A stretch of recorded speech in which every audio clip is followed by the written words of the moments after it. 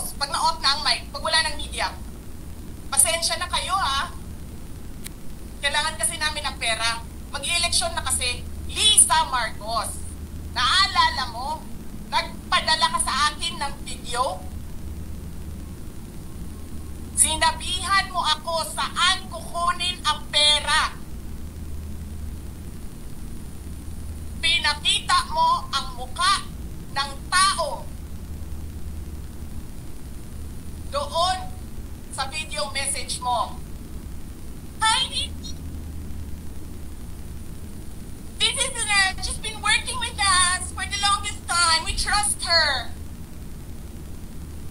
You sent me written instructions about money.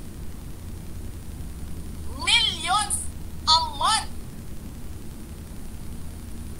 Anong nakalagay doon sa envelope? DepEd. Anong ginawa ko? Binigay ko sa DepEd. Utak na mukha.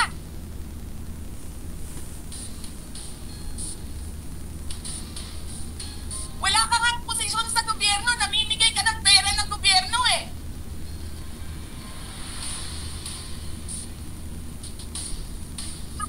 Sira ito yung tangal ng mga kasama ko sa office of the Vice President.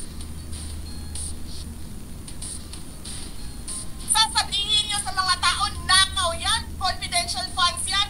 Niwala nga kayong isang proof na confidential funds yan. Naniwala lang kayo sa isang babae na ang pangalan ay Gloria Mercado na nagsabi confidential funds yan, na hindi nyo nga nilabas na wala pang confidential funds, meron ng white envelope. Kasi 2022 pa lang, tangina mo ka, may utos na ng pera sa DepEd. Tapos kami yung nagsisinungaling? Nagbibigil ako eh. Kasi gusto ko lang magtrabaho. Gusto ko lang tapusin nyo na yung show ninyo dyan sa House of Representatives para makabalik na kami sa trabaho namin. Tapos ganyan ang gagawin ninyo sa amin dahil hindi kami sumusunod sa inyo, dahil ayaw na namin tumulong sa inyo.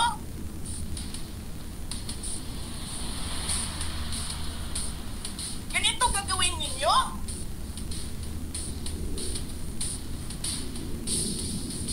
Presidente ka, may speaker ka na involved sa bribery ng Supreme Court justices. May video, may kaso, may witnesses. Hindi mo tinanggal yung speaker mo. Pinabayaan mo siya abusuhin ang pera ng bayan. Paikot-ikot sa buong bansa, namimigay ng pera na para bang kanya yung pera.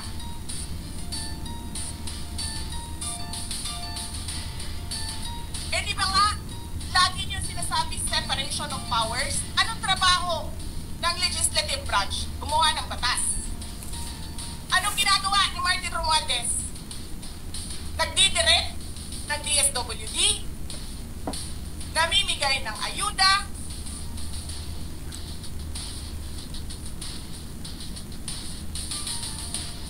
nagsasabi kung anong bibigay, anong ibibigay, anong gagawin, sino ba ang presidente dito?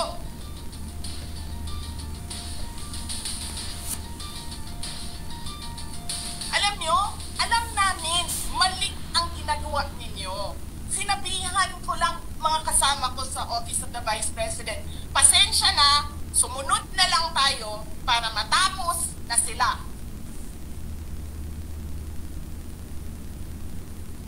Tapos ganito ang gagawin ninyo, alam namin, walang contemptuous doon sa ginawa ni Yusek Lopez. Wala. Lahat ng tanong sinagot niya, pumunta siya, maayos siya kumausap, ninyo sa amin? Bakit kami susulat sa COA? Bakit hindi kami susulat sa COA? Hindi tapos ang appeal namin. Hindi tapos ang audit namin. Tapos, hag-hag na ninyo tanan ang isubmit namo sa COA? Hindi. Sobrang kahayahay ninyo ng mga tao. Kaming lahat, sa Office of the Vice President, Monday to Friday ang mga trabaho namin. Sa ibang opisina, Monday to Friday. I'm not saying na bawal yan. But, alam mo yon, that is something that civil service should think about. May mga opisina ng gobyerno, 4 na araw lang pumapasok. Yung iba, 5 araw pumapasok. Nandiyan sa daan, sa init, sa ulan, nandun sa bundok, naglalakad, tumatawid ng mga sapa, Monday to Friday, mga government employees. And then we have a House of Representatives. Monday to Thursday lang ang trabaho.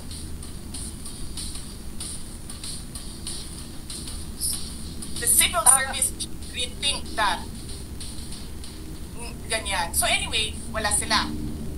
Wala silang trabaho. So hinahanap ko, where is this special doon sa order? Where is this special committee meeting that happened? Because they need the permission of the majority leader and the speaker. Kasi nga, walang trabaho eh. So kailangan nila ng permission. Walang nakalagay doon. So how is that a legal order? Tapos nakalagay pa sa second order nila, I violated security regulations when I visited. Before ako pumupunta dito, pinapaklear ko yung oras ko. 11 to 1, 4 to 5. Anong security violations ang hinayolate ko dito sa loob? They allow other visitors to come in here. Pero ako, sinabihan ako kanina, hindi ka pwede bumisita dyan sa loob. Doon kayo sa visitor center. Ililipat namin. And then I said no. Sabi ko, sinabi, Secretary Chua, through that lawyer, I think Attorney Agnes, I don't know if I remember the name correctly right now, na yes, she can visit subject to the guidelines of the detention center. And so anong ginawa ko mali?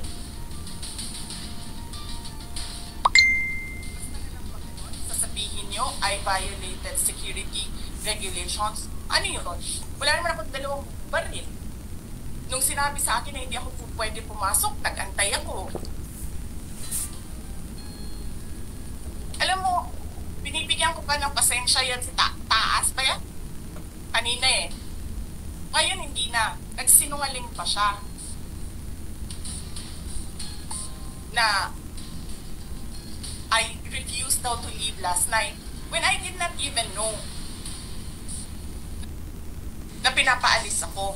Ang sinabi lang sa akin, papatayin ang kuryente. Which I said, okay lang. Kasi may flashlight naman ako. Hindi ko naman kailangan ng kuryente.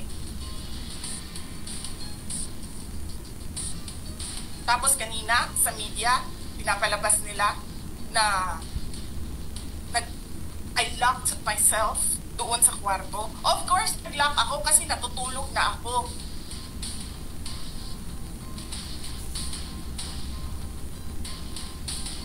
Tapos, what? Bawal ako magstay sa opisina ni Congressman Pulong Duterte. Bakit? Is that government property? I was allowed by the lawful occupant and possessor of that office to stay there, to assist a detainee who is inconsolable right now. Na hindi mo na alam kung yung sakit niya sa likod is a heart attack o ano, kasi hindi nila pinapapasok yung doktor. Diba? So yes, Hinahanap ko kanina, sabi ko, where is this permission from the speaker na meron kayong committee hearing kanina in the dead of the night to give an order na i-commit doon sa correctional facility. And where is the rule that says kapag may violation sa detention facility ay inilipat sa correctional facility? Ano yun? You make rules as you go along?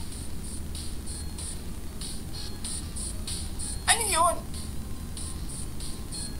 Di ba dapat sa demokrasya, there's a rule of law? And then they make rules as they go along? Kung ano lang, whatever pleases the speaker, get her out of the House of Representatives kasi hindi siya dapat nandiyan. Bakit? Pag mapay-ari niyo ba itong compound na ito? And then sasabihin pa nila sa akin na there is a threat to my life inside the batasang pambansa? Why is there a threat to my life? This is the most secured facility because nandito lahat ng mga spoiled brat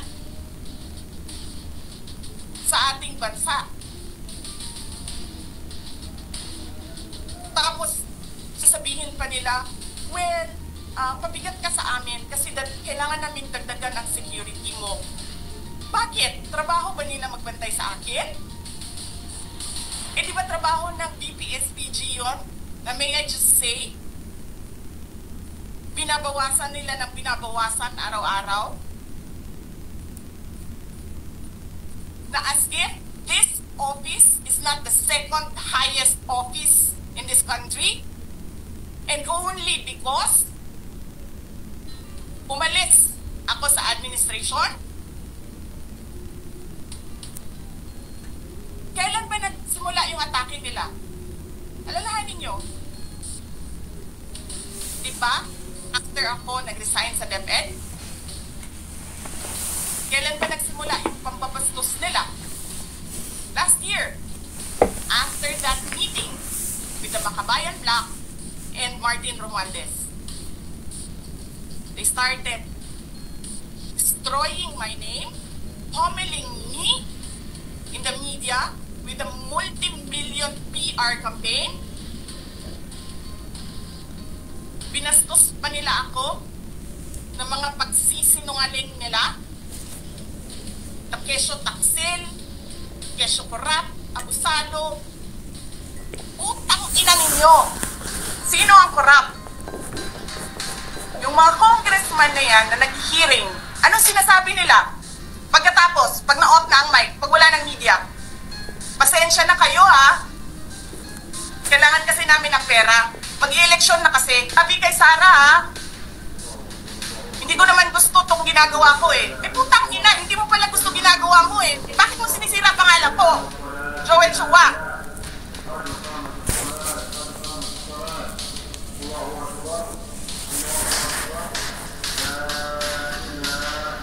Ganyan. Ganyan ang bansa. This country is going to end because we are led by a person who doesn't know how to be a president and who is a liar. Alam nyo anong pruweba ko na sinungaling siya? Tinanong ko, dalawang businessman. Matagal na sa negosyo ng bigas. Because I was concerned. This is a campaign promise. 20 pesos na kilo ng bigas. And so, I really sat down and talked to a businessman. Sabi ko, sabihin mo sa akin kung magagawa ba yung 20 pesos. Sabi niya, hindi. Napaka-imposibleng gawin yan. Because more than 20 pesos ang cost. Paano ka magbenta ng palugig? So, tinanong ko, nagsinungaling ba siya nung sinabi niya? And then, he said outright, yes. It's either he did not know what he was talking about incompetent? Or he was lying through his teeth to get the votes of people? Putang ina ninyong lahat. Martin Romualdez, Lisa Marcos, Bongbong Marcos.